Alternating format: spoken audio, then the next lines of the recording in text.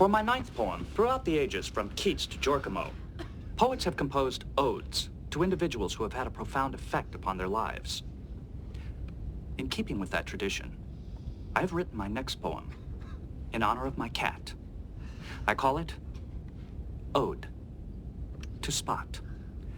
Felis catus, is your taxonomic nomenclature an endothermic quadruped, carnivorous by nature? Your visual, olfactory, and auditory senses contribute to your hunting skills and natural defenses. I find myself intrigued by your subvocal oscillations, a singular development of cat communications that obviates your basic hedonistic predilection for a rhythmic stroking of your fur to demonstrate affection. A tail is quite essential for your acrobatic talents. You would not be so agile if you lacked its counterbalance. And when not being utilized to aid in locomotion, it often serves to illustrate the state of your emotion.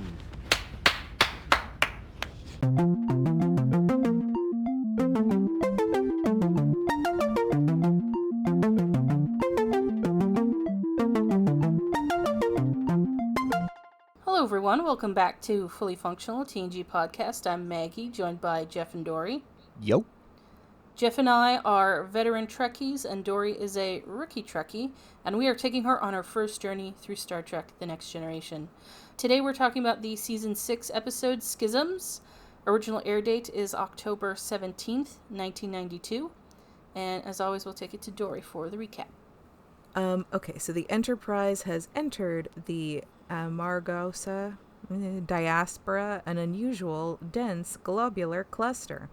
They are faced with the daunting task of charting this vast region. Mm-hmm. Why was that a struggle to say? Okay, so Riker's in blue pajamas. Big fan. I wrote in my notes, like Picard, Riker also appreciates a deep V. Yeah. This is not as deep as Picard's, no. but it's a we'll call it a. It's aspirational. Yes, it's training wheels deep V. Yeah. It's that like beautiful like cobalt blue that just looks really good on Jonathan Frakes. It's a beautiful color. Yeah. Okay, so he can't sleep. I thought he can't sleep, but then his alarm goes off. He looks like shit. Well, as much as shit as like Jonathan Frakes can look. Yeah, I was going to say, not that bedhead much Riker like is shit. pretty good. I don't like the bedhead look for him, but listen, no. I'll allow it. Yeah, I'll allow it. This haircut's not my favorite. It's that terrible 90s haircut where it's like short and spiky on top. Oh, the spikes. I hate it. I hate the spikes. Okay. So in engineering, Geordi tells a guy to do something, and then the camera pans following a guy, and I was like, please don't make me learn someone else's name, because I thought this guy was going to be important. He wasn't. The guy who, like, they mentioned a few other times was a different guy. It's not I don't think it was the guy they panned after. Anyways, so Riker enters engineering. He's not doing great. So Geordi then says the cluster is more dense than they thought. It's going to take 3 days just to map out 1/10 of it. But Geordi has found a way to speed it up, and science to the rescue. I wrote science stuff to enhance long range sensors. Okay, and then I wrote more science talk. So Data then reminds Riker about his poetry reading that afternoon. Yeah. And I'm like, I hope it's better than his stand-up. Spoiler alert, it was not. I think it is technically better than his stand-up. Here's the thing. I'm not a poetry person. Yeah. So I'm that's my own biasness, is I'm not a poetry person. Mm-hmm. So I would rather take his you were absolutely. Never like it. Yeah, listen, I'm not saying it's good. Yeah. I'm saying it's tolerable. What I'm saying is I that guess tolerable is a good way to unlike his comedy, it's actually funny. Yeah. Though that wasn't his intention. Yeah. Listen, I think Data did a joke in his stand-up routine that I actually laughed a lot at. I can't remember what it was, but I remember I laughed at it. Okay, so we now cut to Data doing his performance. Yeah. And he reads his poetry like Dr. Seuss. Yeah. Like a Dr. Seuss book. We kind of pan around the audience. Troy, new haircut. I think we saw it last episode. Much more featured this episode. Looks great. It's kind of like curly bangs. Yeah. A+. Looks incredible. Riker looks like he's about to fucking die. Yeah. He is me in almost every meeting at work. I am half off a chair, and just truly no sense of what's going on. So I did actually write down some of Data's poems. Yeah, this is where I want to grab the title of the episode, because I think we need to title this episode "Ode to Spot." Okay, I can roll with that. So Data's first poem. When we enter this scene, Data says, this is in the middle of a poem, so bear with. So then we sat on the sand for some time and observed how the oceans that cover the world were perturbed. Yeah, my spelling is questionable. By the tides from the orbiting moon overhead, how relaxing the sand of the waves is, you said. I'm performing just as well, if not worse, than Data. No, it's like exact. I began to expand upon tidal effects when you asked me to stop, looking somewhat perplexed. So I did not explain why the sunset turns red, and we watched the occurrence in silence instead. He's like, no, for my ninth poem, Data! Yeah. Oh my God. And then I would also be like, just fully like dissolving into a chair like Riker was at this point. What it comes down to is that Data's poems were technically not written by Data. They were written by writers in a writer room. They all have the same cadence, and they all have the same style. And because of that, they're really boring. But at least the next one's funny. Yeah, but I think that's the whole point, is like they're not supposed to be like good. Okay, so ready for the star of the show. Yeah. This is Ode to Spot. Phyllis Caddis is your what the fuck did I write? Felis Caddis is your taxonomic nomenclature. Oh, okay, taxonomic. Okay, I fully spelled that wrong. Nomenclature: an endothermic quadruped. Quadruped. Carnivorous by nature. Sure. Jeff, you want to do it? No. Go for it. your visual. Jesus Christ, Data. Visual. I don't even want to read this. This is like so. I mean, there's a lot of like big science words in it. Yeah. Yeah. Data really. He just like he doesn't tiptoe. What he just describes a cat in just the longest way possible. So he just is like, hey, cat, let's go 50 miles off course to describe a cat. I want to make the poem the cold open. Yeah. So if we do that, we don't have to explain what the poem is. The listener will. Okay, yeah, because then the second part is I'll read just the second part. Yeah. Because there's like a bit of a space. Riker fully falls asleep. Yeah. And then Troy hits him, and then he wakes up and starts clapping. Yeah. Which honestly felt like such a dad move. Yeah. Because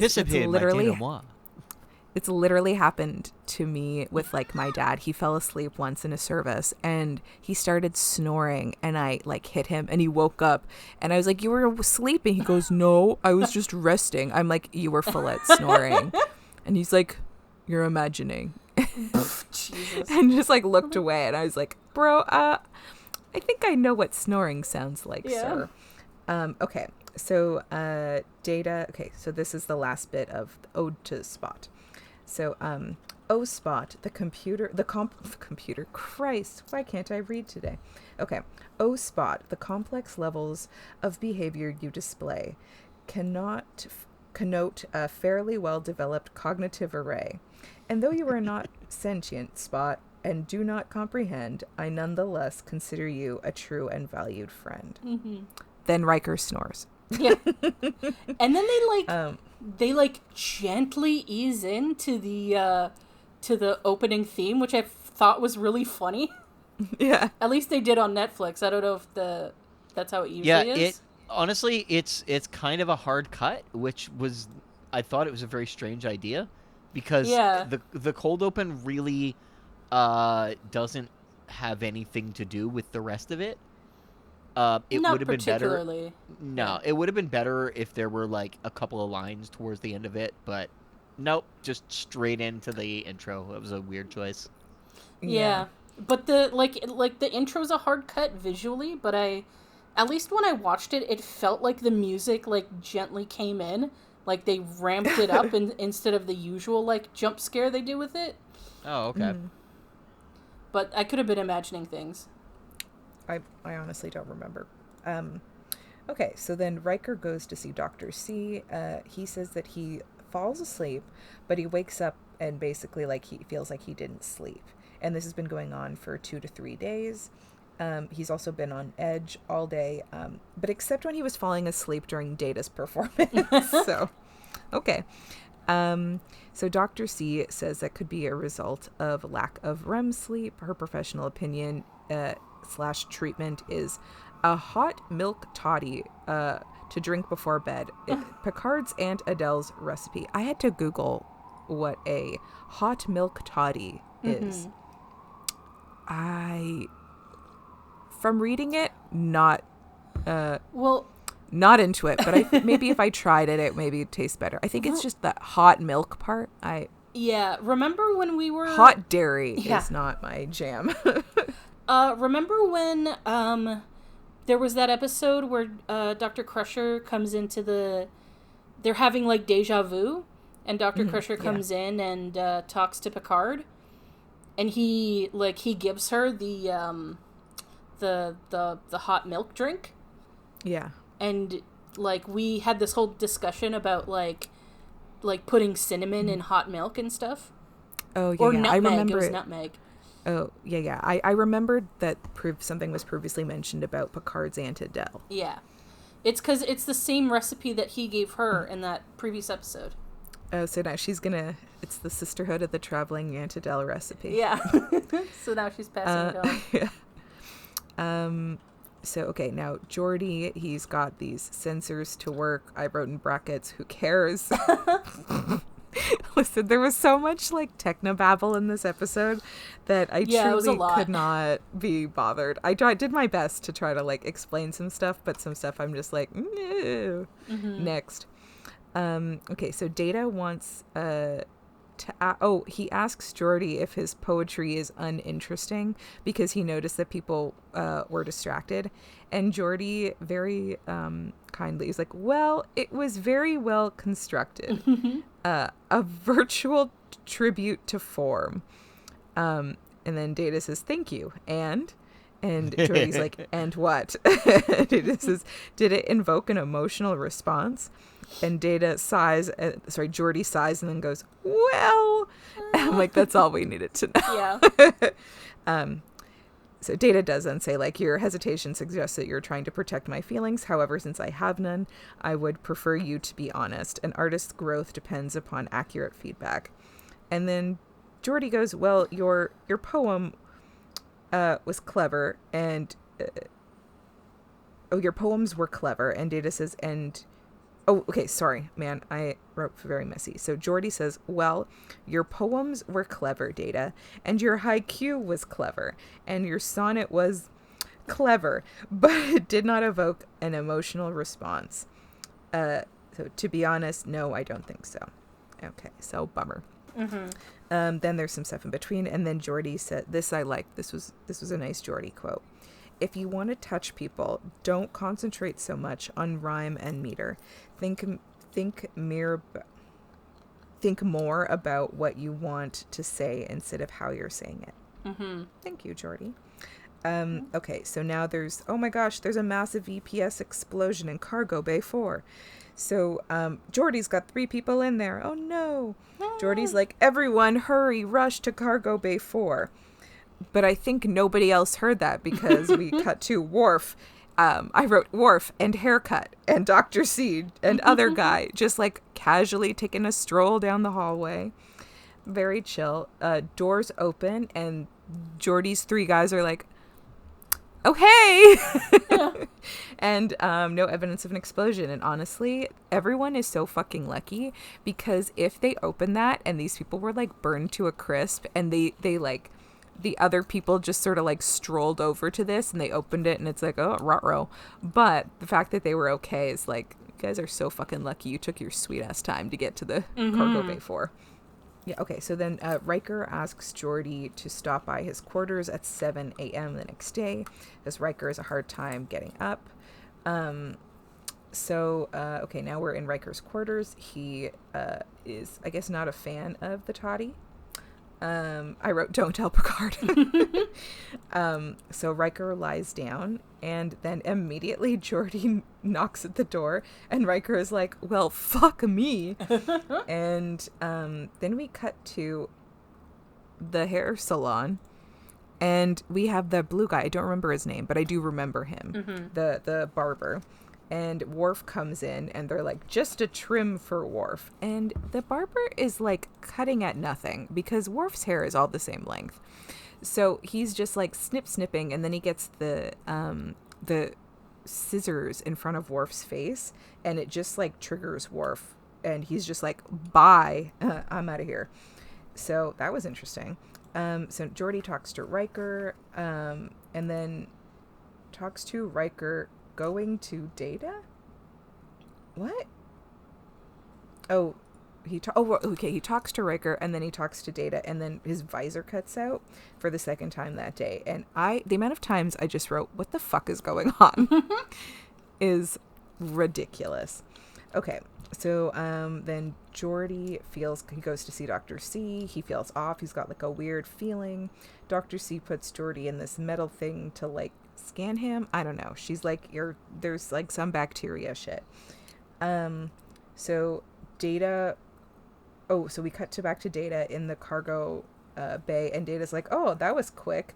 Because Geordie then comes in, and Geordie's like, I've been gone like an hour and a half, and I legit, because I didn't understand what was going on at this point, I thought we were dealing with fucking doubles. Oh. And I was like, oh my God. But I was like, Geordie's in with Dr. C. How is he here right now? What is happening? Oh my God. Are we dealing with doubles? No, we're not dealing with doubles. Yeah, Data's like, oh wow, my bad. He's gonna perform a self-diagnostic on himself because he just remembers fully nothing. He's like, hour and a half, gone in a second, remembers nothing. I'm like, I'm sorry, is this me? Okay, so Geordie is like, hey, I need a diagnostic team down to Cargo Bay 4, and Riker... Oh, okay, so we're now on the bridge. Riker's like, okay, we gotta go do a thing on a thing. And he's like, let me sit down at the thing. You know what I mean? Mm-hmm. The what's it called? The panel or whatever. And he does maybe I should have gone back and watched that bit again, but I did not understand what's happening because he just like pushes, like his hand just goes slow motion over the panel. And I was like, and what is happening? I don't understand. He's like losing, what do you call it? He's disconnecting. He's disassociating. Okay, that said, because I just was like, what was that? I was confused. Did you notice the Phillips screws on the panel? So apparently we're still using Phillips head screws in 400 years. Wow. Well, listen, if it ain't consistency broke, don't fix somewhere. it. But it is broken. They're a terrible screw. They strip too easily. The whole point of Phillips heads is that it's supposed to keep you from over tightening things. They're designed specifically for the screwdriver to slip, so that you don't over tighten. Oh, I didn't know that was a thing. Yeah. Well then. Party. So if you're stripping them, it's your own fault. Wow. Wow. Or the screw is cheap. True. Also true. However, Robertson for life.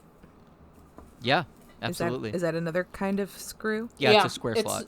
It's a square. Okay. Apparently they don't use it in the States. I mean, the States are wrong, so I get it. Mm-hmm. Like ketchup chips, they're missing out. Yeah, exactly. Okay, so back in Cargo Bay 4, there's like a glowing bit on this panel, and like the stuff that they were doing to scan the cluster faster is behind that panel. It's getting a little wonky. So there's a subspace particle stream composed of spatially inverted. What the fuck did I write? Is that a T or a D? Look, there's a lot of Guess a technobabble T. in this episode. Yeah. Tetron? Tetrion. Particles? Tetrion. Okay. Mm-hmm. There we go. Emanating from a tertiary subspace manifold. Whatever the fuck that means. And Geordi's science. Yeah. yeah. But basically, Geordi's like, something from that deep in subspace shouldn't be able to exist in our universe, but there it is. And yeah, so whatever this like particle stream stuff, it's like not dangerous unless it spreads, but we should have a plan if it does. And yeah, okay. So Riker, I like he gets to hang out with Troy. He talks to Troy about his experience on the bridge and his slow motion experience, and she's like, oh, that's wild, you're the third person to like come to her today and like having an intense emotional response provoked by an object. She's like, this cannot be a coincidence at this point.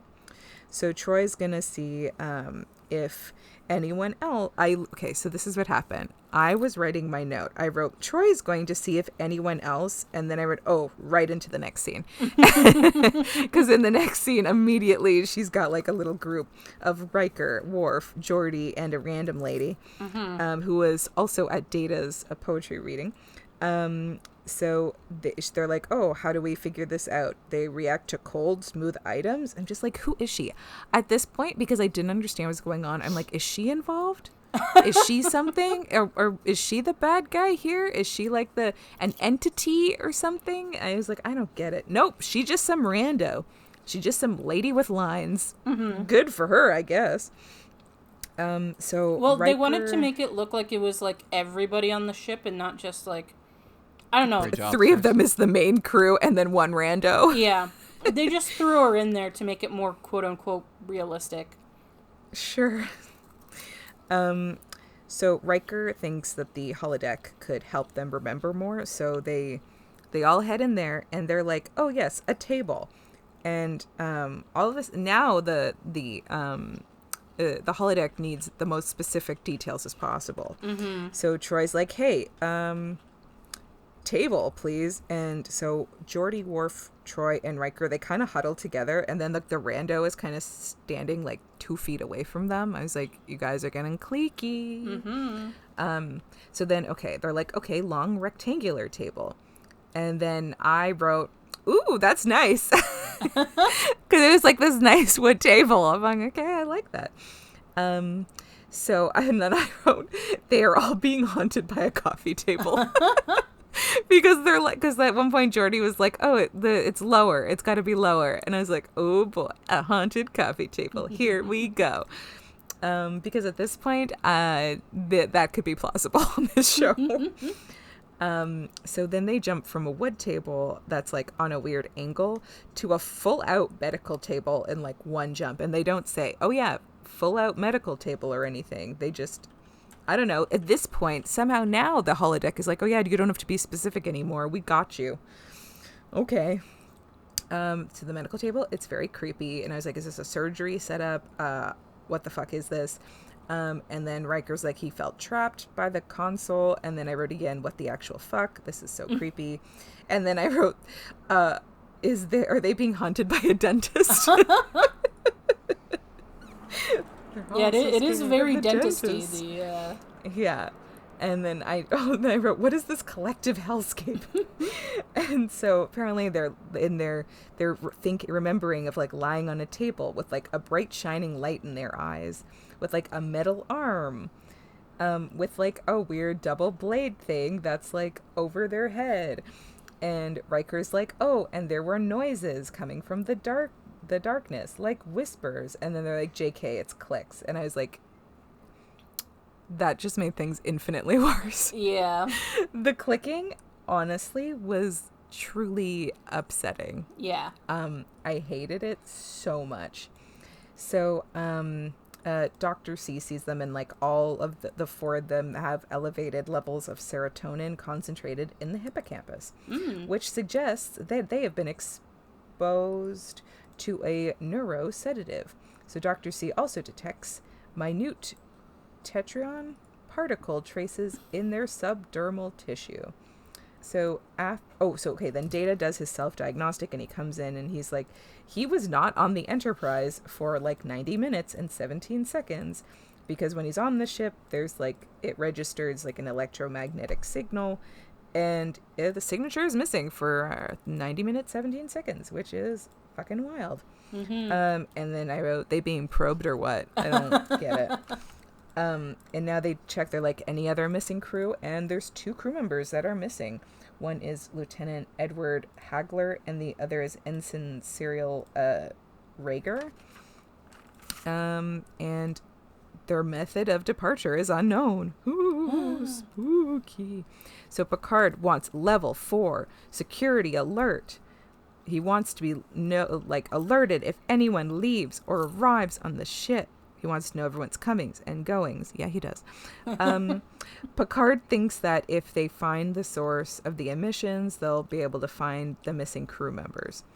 And then again wrote, what the fuck? Because then Dr. C is sitting with Riker, and she's like, oh, by the way, your arm was fully severed and then sewn back on. Yeah. And like reattached. And I was like, what the flying fuck is happening? Riker's face, truly incredible. I was just as much in shock as Riker was. Yeah. That was upsetting. Okay, so then we see another medical guy who, listen, he's not relevant to the story, but I did need to mention the other medical guy in that scene. Great hair. His hair looked fantastic. Okay, so Geordi and Data go back to the cargo bay 4, and they're like, any updates? And the guy hands them scanners to like, and then, oh, look, there's a big ass light in the middle of the room. I'm like, I feel like maybe you should have called them down and be like, hey, there's a fucking big light out of nowhere in the room, instead of Geordi and Data being like, meep. Any updates? Yeah. Oh, thanks for the scanner. Oh my God, there's a big ass light in this room. I'm like, I feel like that's like you could have used like an emergency page, or just be like, oh, hey, Data, Geordi, maybe you come to Cargo Bay 4K, thanks. And it's actually weird, because they like, you see the light for a second, and then they cut to something else and the light's gone, and then they cut again and the light's back. And I don't know if that was just a production issue. It's just like a production fuck up, but meh. So okay, Geordi thinks maybe someone is controlling the they're calling it the beginning of an, oh fuck, what did I write? Oh shit. You can just say tech. Oh, you know what? Okay. I figured it's a spatial rupture. I put the A too close to the S, and the S looks weird. So I was like, a spatial? I'm like, what is this word? No, I just put letters too close to each other. Okay. So Geordi thinks maybe someone is controlling the rupture, and Data's like, oh, they will be in danger of a hull breach soon due to the rate of the rupture's expansion. Oh no. They need to use a subspace containment field. Great. So, okay. Lieutenant Hagler is back. Looks like fucking shit. But I do want, they open his room. He falls out of his room, basically. But he also, should be noted, he has the absolute most 90s haircut I've ever seen in my life. Nick and Aaron Carter are quaking. And, his blood this was gross. His blood is turning into a liquid polymer. Gross. And there's about 5 to 6 hours before the rupture breaches the hull.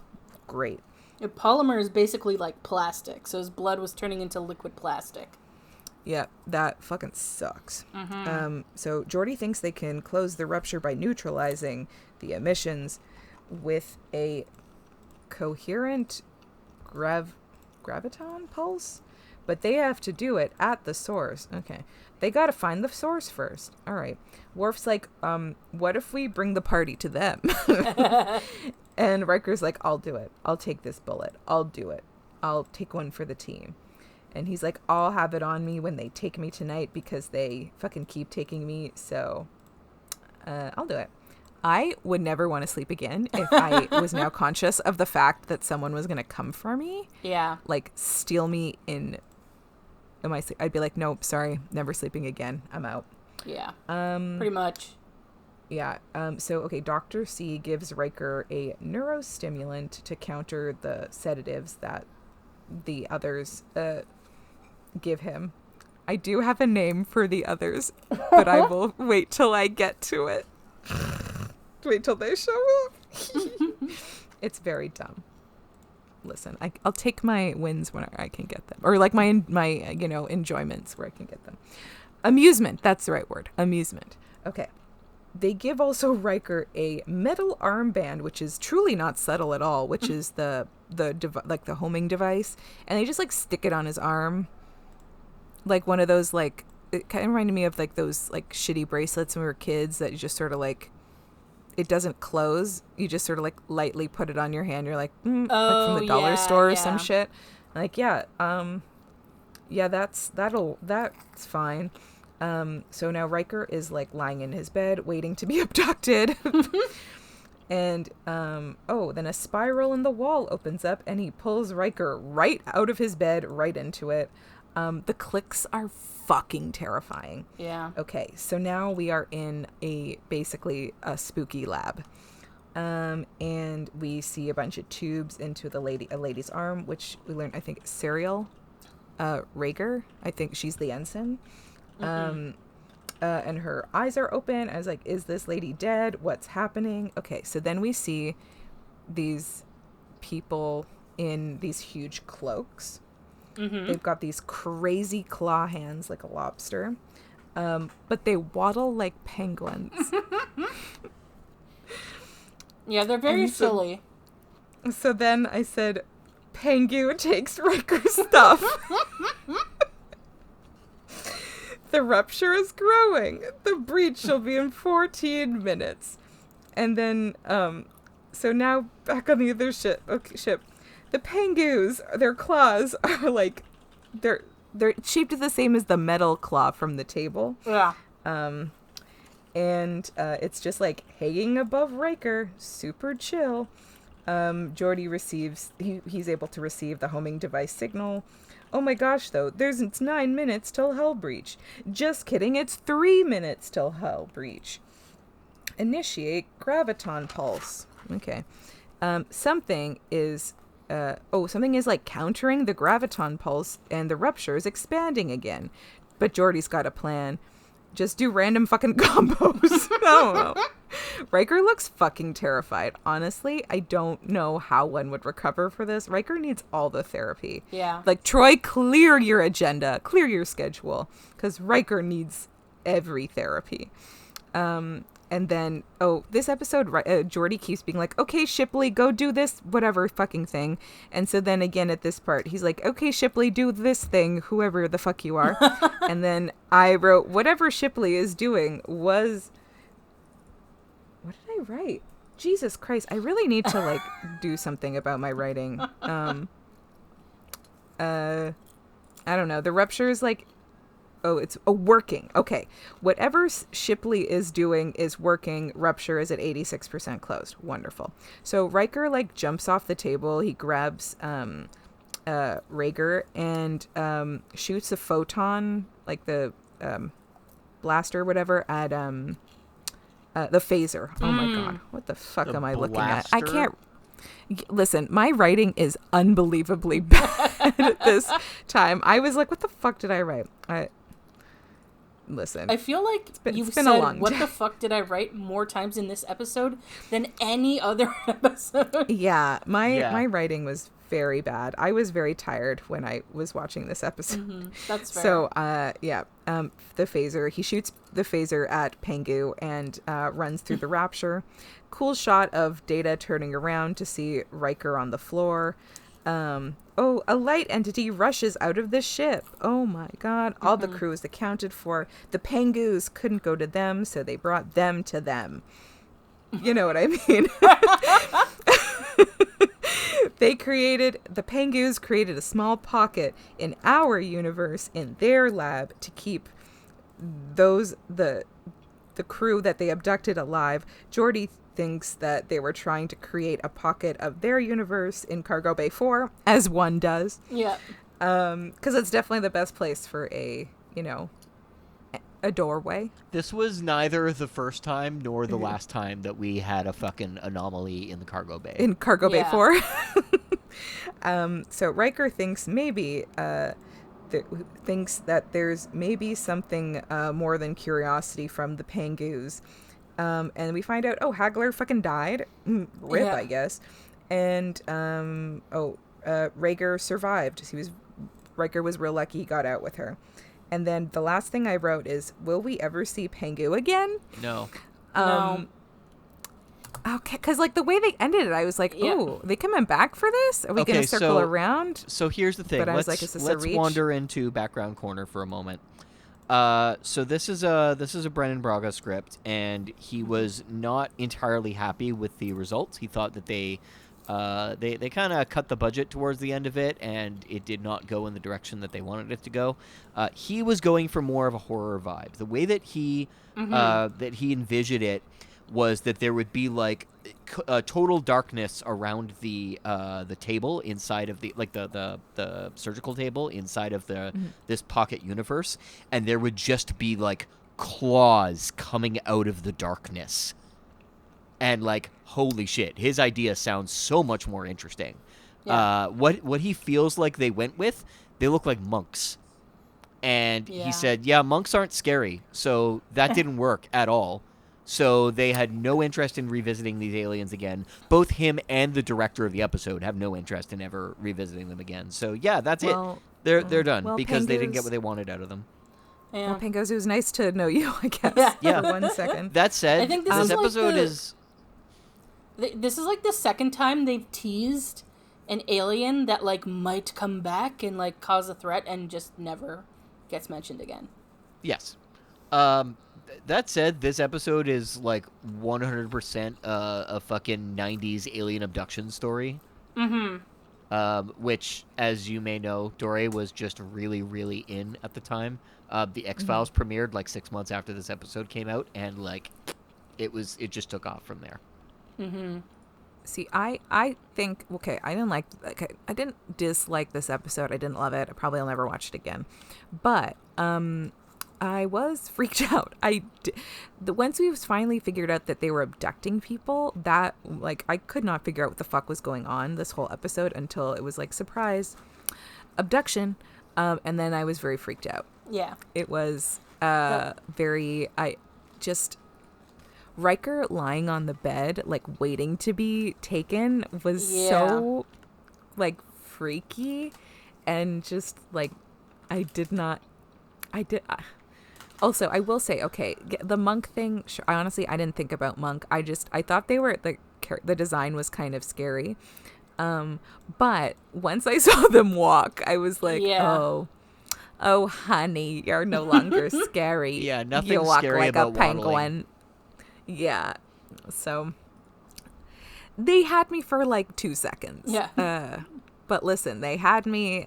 They did have me at one point. What it comes down to is that Trek is not always good at everybody playing the same game, and in this case, not everyone was playing the same game as the people in wardrobe and alien design were not really thinking about the way that everyone else wanted to go with it, and it's too bad. I think that the episode could have been a bit stronger, but it's also really, really heavy on technobabble. I actually like the episode despite its flaws, but I am very much aware that those flaws are many. Yeah, I mean, I do think there's stuff in it I definitely liked. I liked that there was a lot more group stuff. There was multiple group discussions, and I did like that it wasn't just Riker experiencing this stuff. There was Data, there was Worf, it was Geordi, and that lady. But I liked that sort of it was Riker central, but other people got to sort of join in a bit. So I didn't dislike this. I mean, I don't love it, but I was like, it's fine. Yeah. It's fine. So Yeah. there are things I definitely liked about it. Yeah, this is an episode that I enjoy. It's like not my favorite episode or anything. It's just like it's mildly interesting. I think it has some really good bits, like the part where they're in the holodeck and they're each like, you know, they're putting their memories together to see if they can remember like what the like the surgical table and stuff. I thought that was really effective and that was really cool. Yeah, I quite like that scene. However, I watching it again, I did notice that they do jump to conclusions a couple of times just so that the the plot can move along, and like I get that. But like the fact that it's like, oh, make this a metal table, and it's immediately a surgical table is like, that's a little too coincidental. Yeah, because at the beginning of that scene, the computer was like, oh, you got to be more specific. And then they're like, okay, we'll be specific. And then they're like, okay, how about we be vague now? Because we've been in here for a few minutes. Yes. And the computer's like, I understand exactly what you mean now. So now that you're talking vague, I will make it specific. Yeah, it always takes a big jump between like regular table and surgical table. Yeah. Also, when Worf says put the table at an incline and immediately turns from a table into a fucking art piece. Yeah. Yeah. I was like, what the fuck table is this? Yeah, that was weird. Listen, I love holodeck stuff, but this was not my favorite holodeck scene. Yeah. What else was I gonna say?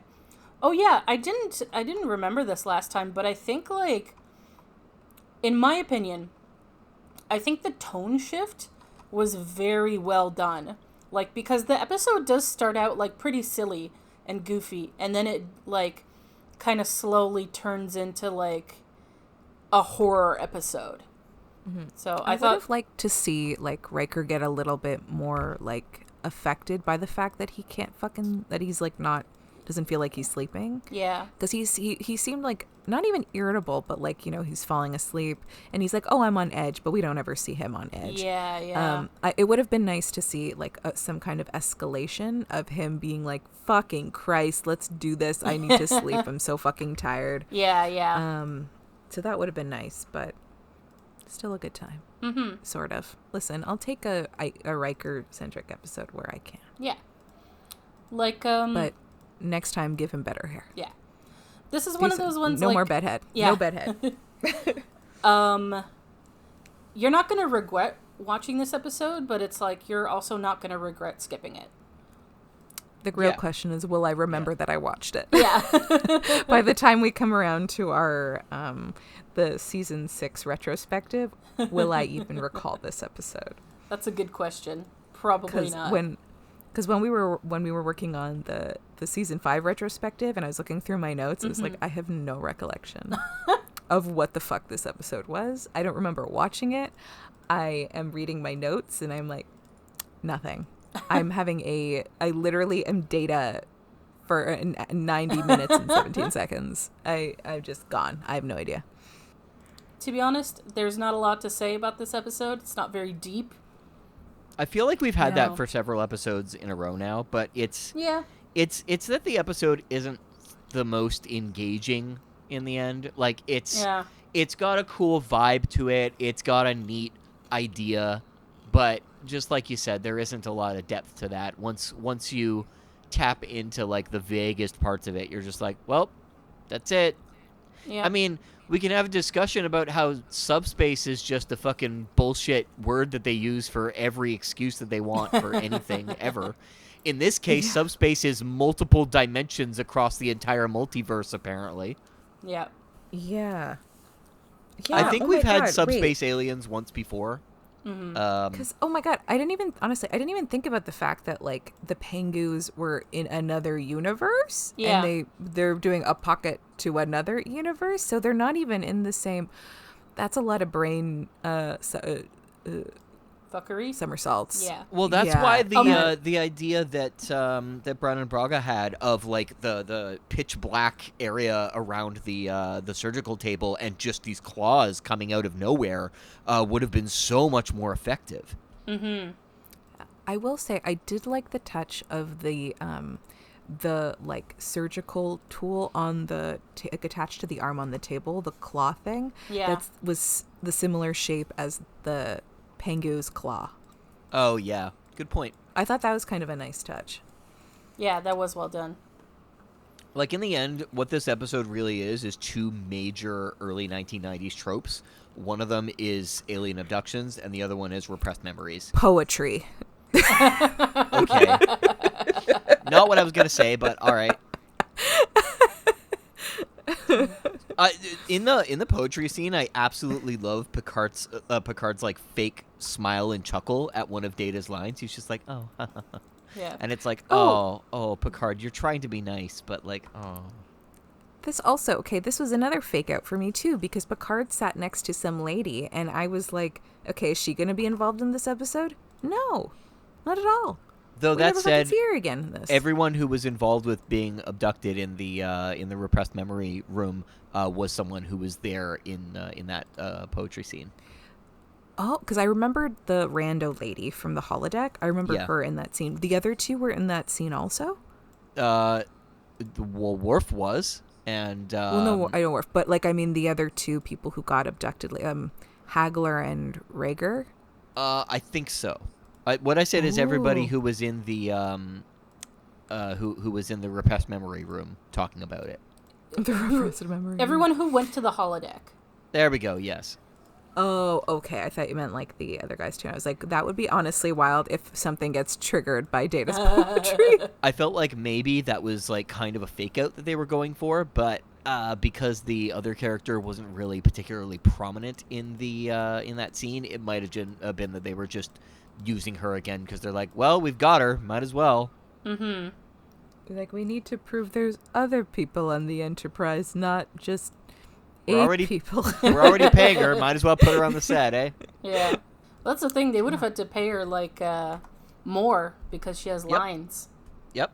Oh, that said, so, Dory, this is not going to be Brandon Braga's last foray into like exploring weird mind stuff. He really enjoys that kind of thing. Yeah, he's very much a, like, mind fuck kind of guy. Yes. Yeah. You get some better example of this later on in the season, but this particular one is kind of like a nice inkling of it because it's like we said, it's got some neat ideas. But at least in Braga's case and the director's case, they both have flat out said, look, this didn't come out the way that we wanted to, and it is not our fault. We were not given the resources that we wanted. Mm-hmm. Okay, well then I look forward to the next mind fuckery because for the mind fuckery to be real, I've got to be freaking out. Yeah. I've got to be stressed and I've got to be shouting. I've got to be screaming and not understanding and freaking out. You hear that, Carl Sagan? And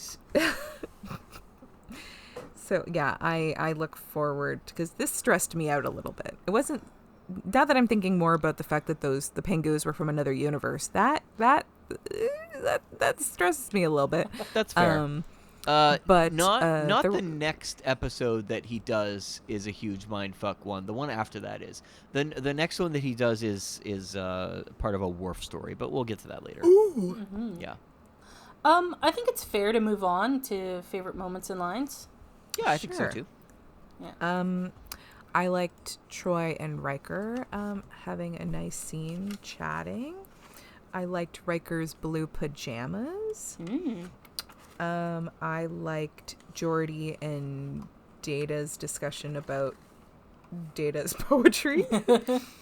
The exchange of did it evoke an emotional response? And Geordi goes, well, okay, there we go. Did my poem spark joy? No. Okay, Marie Kondo. And I like Data's ode to Spot. Also, really, it would have been nice to see Spot. Yeah. I miss Spot. So cute. And maybe that's it. Oh, I did like the Pengus waddling. That did kind of take me out. That's all I can think of. Yeah, my favorite is absolutely Ode to Spot. I thought that was just really funny. I liked it a lot. I thought it was really cute, too. Like, in that Data sort of way. Mm-hmm. Where it's like, oh, it's not good, but that's a very, very cute poem. For you, Data. Yeah. And yeah, like I said, I like I like them collaborating to figure out, like, the surgical table. Oh, yeah, I forgot about the holodeck scene. We just talked about it, and I immediately forgot. Yeah. Listen, that's on brand. Yes, I did like the holodeck scene. I like when when the team was working together. Yeah. I love teamwork. Yeah. That's about it, to be honest, in terms of, like, standouts for me. I like the fact that I like the fact that the AV team is nowhere to be seen when Data goes missing Oh for my 90 gosh! Oh my god, I didn't even think about that. Yeah, Jeff, seriously, that like, he goes missing, spot the on. computer didn't notice, the AV team didn't notice, there is no video evidence of any of these people disappearing. What the fuck, Oh my guys? god, the AV team! What are you being... I was going to say, what are you being paid for? They're not being paid. What am I talking?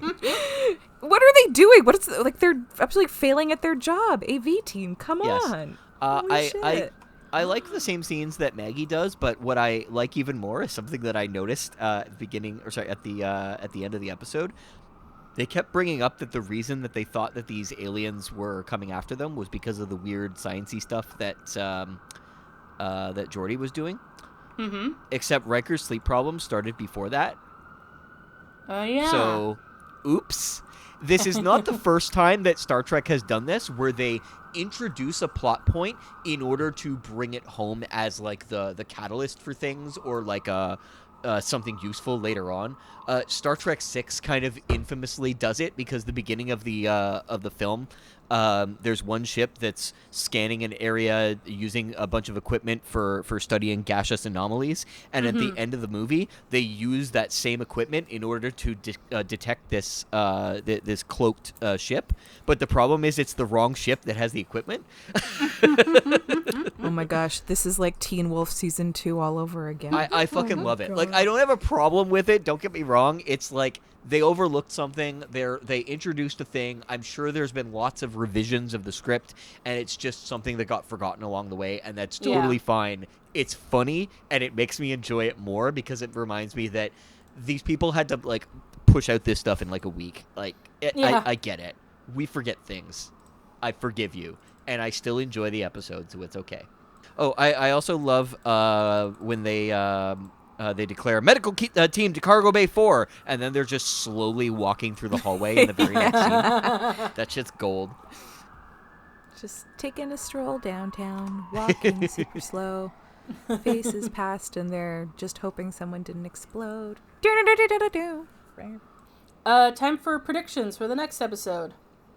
Okay, I'm ready. So, better be good. The next episode is called True Q. Which means it's a Q episode. Q, Q, Q, Q, Q, Q, Q, Q, Q, Q, Q. Yay! Okay, we needed a banger. Yes. Okay, right. I'm excited. Woohoo! So, Q, the Enterprise, receives an intern, and Q takes a special interest in her. Oh, for a second I thought you were going to say Q is the intern. Like, that would be so great. Mm-hmm. Picard would fucking hate it. But I would love it. Oh, okay. So Q takes an interest in an intern. Mm-hmm. Oh my god. Okay, honestly though, first thought was like, whatever happened to the spin-off of him and I can't remember her name. The lady that Picard meets in Vosh, yeah. I think her name. Yeah. That spin-off was so, like, looked so fun to me. It's like the two of them going off doing adventures. Oh, okay. So maybe an intern. An intern? Mm-hmm. They do internships in Starfleet? I guess. Oh, okay. Wesley Crusher is crying in a corner somewhere. I mean, he did his internship. He lived there. did his Yeah, acting but ensign bullshit. But we know he wants to go back. Mm-hmm. Ooh, Wes, I hope he's doing well Yeah. in whatever hellscape he's dealing with right now. Okay, so Q he's intrigued by an intern? Is that what it was? He takes an interest in her. Oh, okay. Oh god, this better not be a romance. Just to assuage your fears, it is not in a Okay, romantic good. way. Okay, that's good. Because, like, to me, Q is not a romantic hero. Mm-hmm. Q be queuing it up. Yeah. I don't know. So I'm not why do sure you what think I he even cares mean by about that. this intern? Okay, why does he care about this intern? Maybe. Okay. Because Q and his. I just said Q is not a romantic hero, but now in the next sentence, I'm about to say Q and his big crush on Picard. Maybe this intern is like, maybe Picard gives some kind of like instruction or something, and the intern does not listen to Picard and ends up that like they were correct.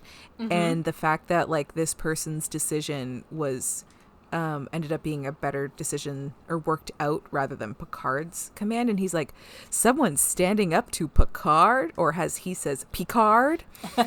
And yeah, so I guess maybe it's the rebelling against Picard, maybe, and finds that interesting because, let's be honest, everyone else on this ship will understandably want to kiss his ass. Yeah. Who wouldn't? That's fine. That's not a problem. But maybe this intern is like, no, I don't want to kiss Picard's ass. And Q is like, interesting. Probably is just using like this intern to also like maybe do some kind of like rubbing it, like, look how young this person is, Picard, and you're old. I don't know. So like, what do you think? I feel like it's got to be something about spiting Picard. That is in spite of Picard. That is okay. That's what I think, because Q never does anything without ulterior motives, and he loves to fuck with Picard. Okay. So I think it is to spite Picard in some way. All right.